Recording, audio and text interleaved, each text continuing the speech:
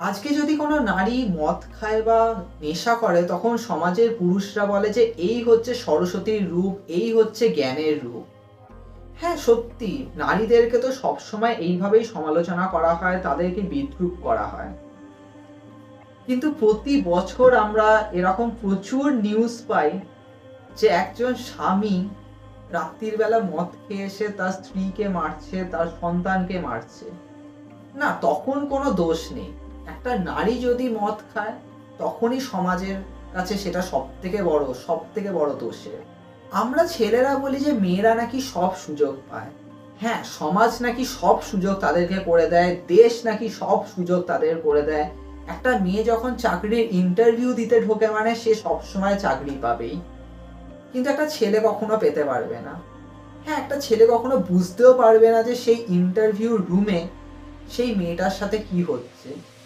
সেই ইন্টারভিউ রুমে হয়তো সেই মেয়েটার সাথে গণধর্ষণ হচ্ছে, সেই মেয়েটাকে অনেক কিছু সহ্য করতে হচ্ছে, কিন্তু তাকে সহ্য করতে হবে। প্রত্যেকটা নারীকে যেন সমাজের কাছে সবকিছুই সহ্য করতে হয়। কিছু পেতে হলে তাকে সর্বস্ব দিতে হয়, তার সম্মানটুকু। হয়তো সে সেই চাকরিটা পাচ্ছে, তার পরিবারকে হয়তো এইভাবেই চালাচ্ছে, দুমুঠো অন্ন জোগাড় করে দিচ্ছে, কিন্তু তাকে সেই কষ্টটা সহ্য করতে হয়, তাকে সর্বস্ব দিতে হয়। এইভাবেই বোধহয় একটা নারী নিজেকে গড়ে তোলে।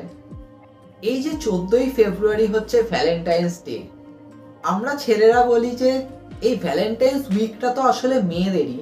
টেডি বলো, চকলেট বলো, সমস্ত কিছু তারাই পাচ্ছে। আর ছেলেদের টাকা ধ্বংস হচ্ছে। হ্যাঁ, ধ্বংস হচ্ছে অনেক কিছুই। আজকে সাইবার ক্রাইমের শিকার হচ্ছে এই মেয়েরাই। হ্যাঁ, ছেলেরা কি পাচ্ছে? ছেলেরা পাচ্ছে শুধু একটা রাত মেয়েদের সাথে কাটাচ্ছে আর তারপরে ব্রেকআপ। এরকমই ছেলেরা, কিন্তু একটা মেয়ের কাছে এটা কতটা এফেক্ট করে। এরকমই তো প্রত্যেকটা বছর, হয়তো এটা নিউজে পাওয়া যায় না, কিন্তু কত মেয়ে হয়তো এইভাবেই পাচার হয়ে যায় দেশে বিদেশে।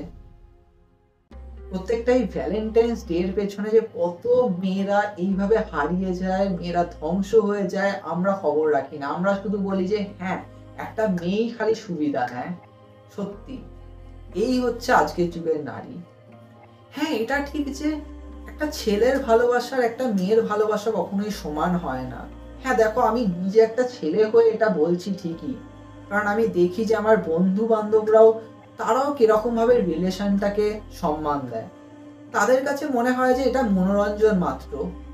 এই মোমেন্টটাকে ফিল করো, এনজয় করো। একটা ছেলের কাছে রিলেশন বোধহয় এরকমই যে স্কুল লাইফ চলছে, তো একটা মেয়ের সাথে কাটাচ্ছি, তারপরে কলেজ লাইফে উঠে যাচ্ছি, তো তাকে ব্রেকআপ দিচ্ছি, তারপরে আরেকটা মেয়ের সাথে কাটাচ্ছি, তারপরে আরো এগিয়ে যাব, তো আরো একটা মেয়ের সাথে কাটাচ্ছি। এইভাবে আমি কাটিয়ে যাচ্ছি, কিন্তু একটা মেয়ের কাছে কিন্তু ভালোবাসার মূল্য অনেক বেশি। সে অত সহজে বেরিয়ে আসতে পারে না।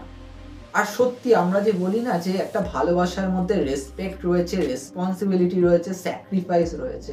সমস্ত স্যাক্রিফাইস নারীদেরকেই করতে হয়, কারণ তাদের কাছে ভালোবাসা মানে নিজেদের শখ, নিজেদের ইচ্ছা, নিজেদের স্বপ্নগুলোকে জলাঞ্জলি দেওয়া। কিন্তু এটাই বাস্তব, এটাই সমাজ, এটাই প্রত্যেকটা মানুষের রূপ, এটাই সমাজে একটা নারীকে কিভাবে দেখা হচ্ছে, তাকে কিরকম ভাবে পরিচয় দেওয়া হচ্ছে, এটা তারই রূপ। আমরা বলি না যে প্রতিটা নারীর মধ্যেই সরস্বতী রয়েছে। সত্যি কি প্রতিটা নারীর মধ্যে সরস্বতী রয়েছে, নাকি সেই সরস্বতীকে বন্দি করে রাখা হয়েছে? সমাজ বন্দি করে রেখেছে সরস্বতীকে প্রতিটা নারীর মধ্যে। আসলে সমাজ যতটা না রেখেছে তার থেকেও বেশি রেখেছে নারীরা নিজেই। আজকে বলতে খুবই খারাপ লাগছে, কিন্তু এটা সত্যি যে একটা মেয়ে নিজে থেকেই যেন নিজেকে বন্দি করে রেখেছে, কারণ তাকে সার্ভাইভ করতে হবে এই সমাজে। তাকে অনেক কিছু সহ্য করতে হবে। আজকে যদি একটা মেয়ে ভাবে যে আমি একজন অভিনেত্রী হব, তো তাকে ছোট ড্রেস পরতে হবে, তাকে ওরকম ভঙ্গি করতে হবে, তা নয়তো কেউ পছন্দ করবে না, কাউকে আকৃষ্ট করতে পারবে না। তাকে সোশ্যাল মিডিয়ায় এরকমই রিলস, এরকমই শর্ট ভিডিওস পোস্ট করতে হবে, নয়তো সে চান্স পাবে না।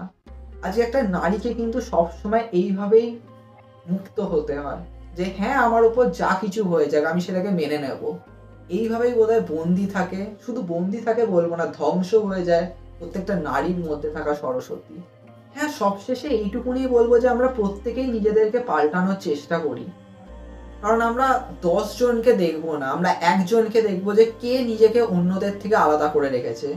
আজকে আমরা না সবসময় ১০ জনকে দেখি যে হ্যাঁ, সে ভাইরাল হচ্ছে, সে এরকম পোস্ট করছে, সে এরকম ড্রেস পরছে, সে এরকম ভঙ্গি করছে, তো আমাকেও করতে হবে, নয়তো আমি চান্স পাবো না। তারা আমার থেকে এগিয়ে যাচ্ছে, তাদের শরীর আমার থেকে ভালো, তো তারা এই চান্সগুলো পেয়ে যাচ্ছে, আমি কেন বঞ্চিত? বুঝতে হবে সেই একজন কি করছে, সে কিভাবে নিজেদেরকে তৈরি করছে। সে নিজের ট্যালেন্টের মাধ্যমে, সে নিজের জ্ঞানের মাধ্যমে নিজেকে তৈরি করছে। আজকে কত মেয়ে এরকম শিকার হয় যে হ্যাঁ, হয়তো কোনো একজন বন্ধুকে হয়তো বিশ্বাস করে তার সাথে ড্রিঙ্কস করছে বা তার সাথে একটুখানি সময় কাটাচ্ছে, আর তারপরেই দেখে যে কিছু ফটোস, কিছু ভিডিওস আসছে, আর তাকে থ্রেট দেওয়া হচ্ছে যে তাকে টাকা দেওয়া হোক বা তার সাথে রাত কাটানো হোক, নয়তো সে ভাইরাল করে দেবে, তার ফ্যামিলিকে দিয়ে দেবে, তাকে মেনে নিতে হয়। এরকম কত ক্রাইমের যে শিকার হতে হয় মেয়েদেরকে, সত্যি।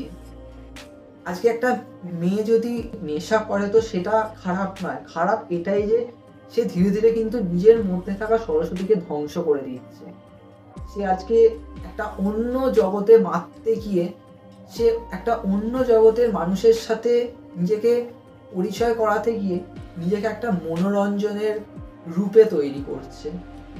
যে সমাজের সাথে বদলাও, কিন্তু নিজের মধ্যেকার সরস্বতীকে ধ্বংস করে দিও না, বন্দি করে রেখো না বিনা পানিকে। কারণ তুমি বদলাবে বা তুমি এইগুলো তুমিও করবে বাকিদের দেখে, তাতে তুমিও সেই উদাহরণগুলোর মধ্যে একজন হয়ে উঠবে। এরকম করো না, বিনা পানিকে বন্দি করে রেখো না। আজকে নারী বলে নিজেদেরকে গর্ববোধ করো যে হ্যাঁ, আমি নিজেকে এগিয়ে নিয়ে যাচ্ছি।